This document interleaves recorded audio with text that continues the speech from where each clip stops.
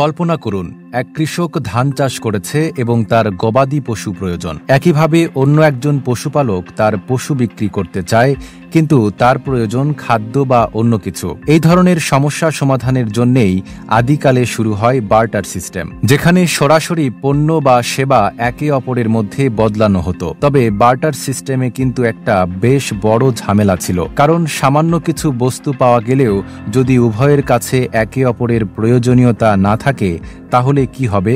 যেহেতু বার্টার সিস্টেমে অনেক সীমাবদ্ধতা ছিল, তাই মানুষ এমন কোনো বস্তুকে বিনিময়ের মাধ্যম হিসেবে বেছে নিতে চাইল যা সহজে গ্রহণযোগ্য এবং যার মাধ্যমে বিনিময় সহজ হবে। আর সেই ধারণা থেকেই বিনিময়ের মাধ্যম হিসেবে শুরু হলো দামি ধাতু, গহনা, এমনকি পশু বা খনিজ পদার্থের ব্যবহার।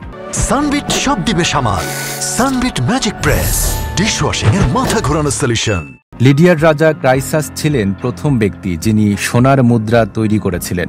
এই মুদ্রা ছিল অনেকটা আধুনিক কোষ্টি পাথরের মতো, আর একেই প্রথম প্রাতিষ্ঠানিকভাবে তৈরি মুদ্রা হিসেবে গণ্য করা হয়। লিডিয়ার পরে গ্রিস ও রোমে মুদ্রার প্রচলন আরও শক্তিশালী হয়ে ওঠে। যদিও মুদ্রা হিসেবে ধাতু দীর্ঘদিন ব্যবহৃত হয়েছে, সেখানেও দেখা দিল সমস্যা। ধাতু মুদ্রা অনেক বড় ছিল এবং যাত্রা বা ব্যবসায় নিয়ে যাওয়ার সময় অসুবিধা হতো। চীনে প্রথমবারের মতো কাগজের টাকা ব্যবহার শুরু হয়। তা রাজবংশের সময়ে চীনে কাগজের টাকার ধারণা চালু হয়, যেখানে সোনার বা রূপার মূল্যের মতোই কাগজের টাকাও ব্যবহৃত হতে শুরু করে।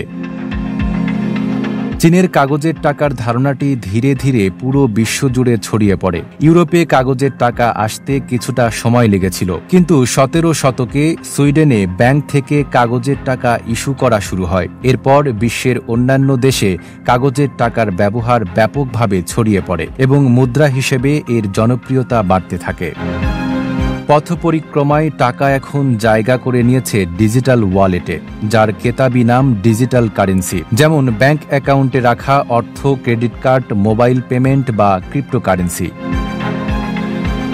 Desk report, Dhaka post.